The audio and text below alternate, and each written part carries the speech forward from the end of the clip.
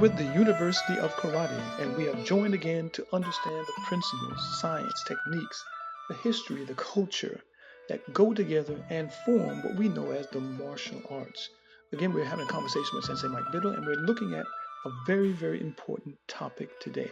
All of our topics are important, but there's certain importance that we see in certain things that we know really has a lot of insight for people as they're looking at and starting to study out the principles and history and so on of the martial arts. Our topic today is called Thoughts on Sanchin. Thoughts on Sanchin. Sensei Bill has been expressing a lot of different things with me concerning his studies, and one of the things that he often has been talking about is the fact that, or putting the question forth of what is Sanchin? Coming from the context or the standpoint of when you look at Southern Chinese martial arts, there's a lot of martial arts that have something called either Zanchin or something of that nature. Um, Okinawan styles like Goju-ryu, even some other styles beside Goju-ryu and Uechi have Sanchin in their repertoire of kata. But a lot of times these Sanchins don't look the same. There's something different in some of them have forward stepping, some of them have backward stepping. Some of them have various different types of strike. You don't see a uniformity. And again, when you go to the Chinese styles, there's some very interesting differences in how strikes or putting out power, demonstrating power is seen, which causes one to ask the question, what actually is San Chin? Is it a principle? Is it what is it? And we're going to have Sensei Biddle answer that question for us. Sensei Biddle, San Chin, what is it? I don't know. Okay. No. And you are with the Um, University of Clouds, kidding. Go yeah, ahead. yeah. No, that's the truth, though. So that's what's interesting if you think about San Chen, is Kanbun famously said, all is San Chen. And I'll tell you what San Chen isn't. It's not a set of movements. Hmm. And I hear that even from in our Uechi-ryu style, our highest ranking current masters, they share that. What is it called? Hansho or what's the Hanshi. title for, what is it? Hanshi. Hanshi. So we have two of them right now, and they're the grandsons of Kenai. And I've watched videos and I've seen not just them, but teachers and all. And I'm gonna make everybody mad here. It's fine. It's a good thing. Um, and I'll see them show a movement, and they'll say, "Yeah, San Chin." No, an elbow strike isn't in San Chin, so it's not, and neither is a front kick on San Chin. So it's not movements. Now, the core structure of that movement is San Chin, yes, absolutely. Can these movements be derived from that core structure? Yes, absolutely. Can you do any movement and call it San Chin? Yes, I can, if I understand San Chin. But I can't say that by just looking at the movements. So Kevin said all is San Chin. So what does that actually mean? And I'm going to hit a lot of things here, and we're going to have to revisit probably all of them at some point or another.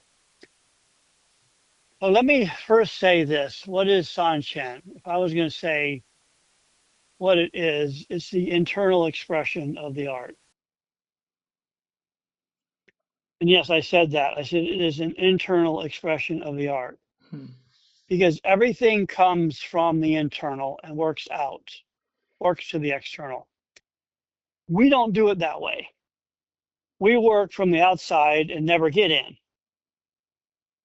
And that is 99.99% of the martial arts in the world today, other than the very small few that are actually considered internal arts. They work from the inside out. Tai Chi, Qigong, Nigong, you know the names, right? Um, so here's where this starts getting interesting and where the scattering comes. I'm going to shoot a shotgun here, and shells are going to go everywhere. So we'll zero in on, we'll pick up these shells later, and we'll talk about them. So let's first talk about, like John said, Sanchin exists in all the Chinese animal styles, every one of them. Tiger, dragon, crane, none, leopard. Maybe not leopards. I don't know enough. If I look at tiger, dragon, crane, I found Sanchin. And I also see that in all the main branches of the Okinawan styles that came from China of Sanchin, Goju, Uechi-ryu, and the others, right? They all have Sanchin. They all look different. They're not the same. Crane, white crane has Sanchin. Now, white crane is not an original Shaolin art. It's not one of the original five arts. Tiger, dragon, crane, leopard, snake. White crane is an offshoot of that. If you go back to the original history, crane was not what you have in white crane. Now, a lot of things trace from white crane, and I'm not saying it's not from that, but don't get them confused. When you look at the five animal styles, it's nothing wrong. It's like saying Uechi-ryu is not one of the original styles either. It's not. It's a product of that. You know, Uechi-ryu is tiger, dragon, crane, but Sanchin exists in all these styles. But like John said, it's not the same thing. They do different things. Goju does different Sanchin. Now, these instructors that brought these systems back, Tanbun, and what was the Goju? John, you know these better than I do. Um, The, they came back from, go ahead. the guy who started Goju, I think it's Yeah, Miyagi, Choju Miyagi. Miyagi. Right. So he went to China, right, and came back with Sanchin. And he came back with what he called Goju, and he developed that system. But Sanchin was this root. But what did he learned Sanchin? But his Sanchin isn't Kenbun's Sanchin. And so what is Sanchin? That's why I answered the question. I don't know. Because if you look at Sanchin, it's different in many different ways. Now there was a guy I saw on YouTube, and he was really good, White Crane Master. Someone asked him about um, why are there so many versions of Sanchin?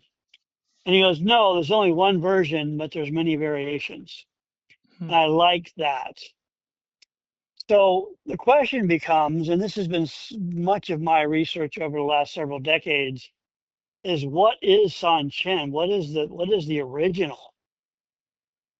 What is it they taught in the Shaolin Temple? What did they? Now I don't know that they called it Sanchin. Now it became Sanchin in each of the systems, but what was the original thing? And I've got a name for what I'm gonna call it Proto Sanchin, pre Sanchin. So originally there was something that was taught that everybody learned. Literally everybody learned it, but it's not the movements that you're seeing. It's not what you see now. What you see is something that they stuck on Sanchin. I used the expression before, the Mr. Potato Head, where you have the potato head and then you stick things on it and then you call it Sanchin. But the potato was still what is the potato? That's what I'm looking at. Where is the potato? What is the origin? What is the proto Sanchin? What is the thing that they did? Because when you went to Shaolin, you were taught, obviously you were taught something, and then you decided upon a style, animal. I like tiger, so you did tiger. I like dragon, you did dragon, and etc. But you started with something else. You started with something that I'm gonna call proto Sanchin, and there's no specific historical reference to it, but there is references to it in some way or another, and there's some logical reasoning that you can get to on this. So Panmu went over and learned something, and then he did Tiger, Dragon, Crane. He stuck all three of them on. So when you see our San Chen, you see you see Tiger, you see Dragon, and you see Crane. Now you may not see Dragon the way you want to, but you don't. That's because you're not seeing it done with the movement properly. I can do a Dragon San Chen. John knows more Dragon. What he learned, where he learned it, they did more flowing Sanchin movement patterns. It wasn't as static as what we have. So you see those animal styles expressed in this thing called Sanchin. Now, what is Sanchin? We know that the literal definition means three conflicts. Well, nobody really knows what those three conflicts are, and there's a lot of speculation on that. Mind, body, spirit. In Sanchin that we have, Uechi-ryu, there's three specific segments of movement. There's the arm strikes, there's the double arm strikes, and there's Waoki movements. Those are your three. And then you have tiger, dragon, crane. You have three conflicts. So it can mean a lot of things, and culturally, it can mean something entirely different. I know what that answer is, but that's not the topic here. So if we're talking about proto Sanchin in its core, it's something that we don't know what that is. It doesn't exist today. But doesn't mean it can't. And that's why I go back and said that if you look at the internal side of it, Sanchin is an internal style. That Proto Sanchin was an internal system that then is developed into physical movements. It's a conglomeration, and there's a lot of speculation here. I'm not saying I'm not. There's no. It's hard to figure this out, but I think if you look at, you start tracing down through the roots of all this, and you start looking at what the influences of what made up the martial arts, qigong and tai chi, and then you have the Shaolin. They share common origins, Hmm. and that common origin is always internal. It's Tai Chi or it's Qigong or it's something that came over from India, even yoga, in some form of that. So the internal system that Sanchin developed. So let me tell you the story that the way I look at it. Let me tell it from Cameron's eyes, and this is my speculation on it. I don't care if you disagree or not. That's fine. It's cool. So Camden goes over there and he wants to learn a martial art. He goes to Shaolin, goes up there and they bring him in and they start training him and they teach him something, some way of breathing, some way of tensing, some way of expressing this internal side. They develop and prepare his body. They develop it from the inside. So he's doing things that we don't know what they are now. And he's developing this internal system. And then he said that he did the opening of Sanchin for 3 months. I want you to think about that for a moment. Hmm. And we're not talking about a 10-minute, 20-minute class. We're talking about all day. Now, he's doing what in that opening of Sanchin? He's using what they've been teaching him, the internal aspect, and how to open and do the first opening movement of Sanchin. Whether it's Goju, whether it's crane, whether it's white crane, whatever, that opening of Sanchin he did for 3 months. So whatever style you are, imagine doing that for 3 months. What are you doing? So if you think about what I said, where it developed from an internal system, he's developing the internal mechanisms. I'm not going to go into all that because there's too much to say, and some of it may never be said. But once he's prepared, his body is ready. Now we start doing the other parts of Sanchin, and he did Sanchin for 3 years.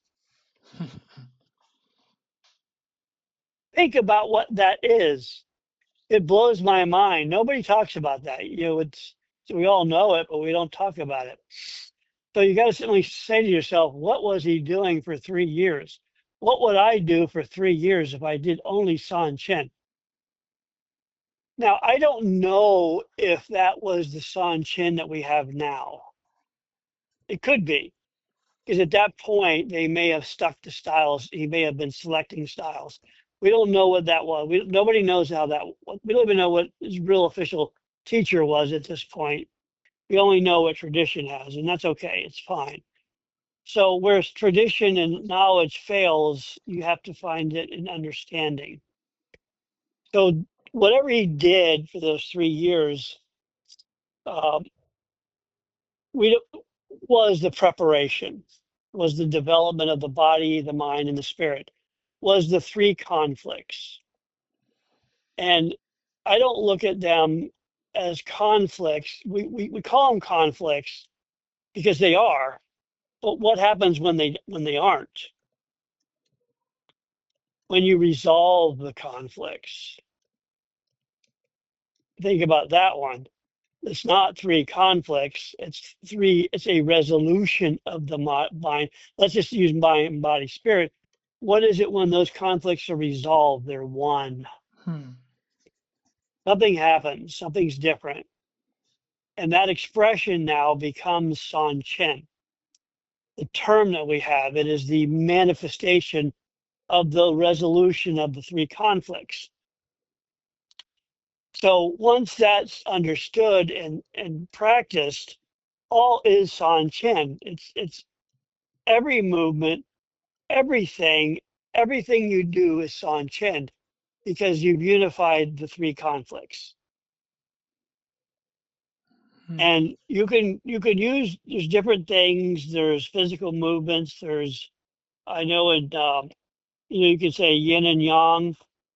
There's two conflicts there, but between yin and yang is something that's not. In other words, there's in out and then there's not. So if you say yin out is a punch, yang in is the return of a punch, what is not? The not punch. So we can resolve those three conflicts. So it really becomes a philosophical answer on what Sanchin is. And then if you get to the core of it and you understand what that internal system is, then how you express it is choice. And that's now why you see variations of it. The expression of one version, many variation, you see the variations as expressions in the different styles, whether it's tiger, it's dragon, it's crane, it's Uechi-ryu, it's Goju-ryu, it's white crane, it's Zanshan, it's this, it's that, um, becomes not important. The other thing to know in all this is there's Seisan in all those too, Hmm. and Sansei-ryu in many of them. Sansei-ryu is a little harder to find on the Chinese side. I have found it, but it's not as preeminent. But it may have existed and just been lost in time. But Sansei-ryu does something. So this is, I'm going to, John, question me when we get to the end of this because I'm going to wrap this up with this part. Sanchen, so Kanbun brought back three forms. Sanchen, Seisan, and Sansei-ryu. Now those resolve three things, three conflicts in and of themselves. It's called the circle of kata. Sanchen leads you to Seisan, leads you to Sansei-ryu, leads you back to Sanchen. So there's a resolution of conflicts in those three. So that conflict resolution isn't just in Sanchen, it's in Sanchen, Seisan, Sansei-ryu. How do you resolve those conflicts? And that's what the circle of kata called. And my instructor always talked about that. Sanchen, you go to Seisan, you go to Sansei-ryu, you come back to Sanchen, and then you have a circle. And then you can do it again, and you can do it again. Now, we've lost our, I'm going to say it this way. I don't mean it the way it's going to sound, believe me. Kambun brought back three kata. We now have 8 in our system. I don't think 5 are necessary. Now, does that mean they're wrong? No, of course not. Because John, John and I, we've talked about development of style. Well, style is developed by these other kata. Now, are they explanations of something? Yes. I don't think they're explanations of the proper thing. Again, my perspective of it. You could disagree. That's fine. Good. I hope you do. But I want you to at least think about what we're saying here. My perspective of this is that we don't need those other forms because all they are just techniques. They're they're bringing out, and this is the good part. I'm not. This is where I'm not saying that they're bad. Uh, they bring out new ideas of the expression. They bring out new techniques from the core. So you have wrist strikes. You see those in the katas, up and down, sideways, and all that. But those don't exist in the three per se. They're expressions of it. I don't discount that. And that's okay. But I don't think we need them. And I think they dilute tiger, dragon, crane evolution through Sanchin, Seisan, and Sansei-ryu. I think they blur the lines. I like the definitive lines of Sanchin, Seisan, Sansei-ryu. If Kanbun coming from China needed more, we would have had more. And you just got to answer it there. The expression of that is okay, but he didn't do that. And he didn't even teach Sansei-ryu until he was literally almost on his deathbed. Why withhold that for so long from his own son? Because it was supposed to do something, and we don't know what that is anymore. Some of us don't. Hmm. So I think you got to take a step back and you got to look at this, what what the original Sanchin is, this proto Sanchin, what this core is, and how it morphed into all the styles, all the different forms. But your mind has to go back to the root of it. If you really want to understand where this thing goes, where it should go, you've got to get there. And I guess I'll leave off with that, unless you have something specific you want to ask about that. Yeah, well, I think if I ask a question, we'll go into a whole another. I mean, we need a whole video to kind of deal with just the breadcrumbs that you dropped. We could stuff about 20 turkeys with the breadcrumbs that you've laid down so far. I think that we need to have some other videos on that. And again, if you like this video and you want to see more videos, please in the comments mention that you want to see more videos because since I've reads those videos, sorry, reads those comments, and we'll see where the conversation needs to go. But there's a lot that I could get into, but I think we need to save it for other videos because the idea that you put forward just a small bit in other videos and even today that there is something um, a, a concept, a way of doing techniques, a way of thinking, whether we talk about intent and so on, um, a way of doing the techniques that aren't in the rough, physical, super muscular way that we generally try and do things. The way that there's something different there that we may not understand is a compelling idea in of itself. Not to mention that Sanchin is a way of doing all techniques as opposed to a form in of itself. And the fact again that when you look at the way Sanchin from a physical standpoint is done with the elbows in and the back structure and so on, I mean, that's just really fundamental good posture, but it's something that you generally don't see a lot. So there's so much we could go into. We have to have this is going to be a whole series of conversations just on the Sanchin topic, I think. So maybe we should put a pin there for now, and then we'll come back again. Again, if you see in listening to this something of worth in doing a whole series on Sanchin and talking about this more, having more conversation on some of the things that Sensei Bill talked about, please in the comments below put that down there. Say I want more on Sanchin. Explain this. We'll talk about it in the comments, and also we will do more videos. Sounds like that sounds like a plan to me. Um, Again, you're with the University of Karate. We are studying and looking at these principles. We are hopeful that this has been a eye opener to you. It's leading you down the right path. It's showing you some things that maybe you didn't think about that you want to think about now or study more.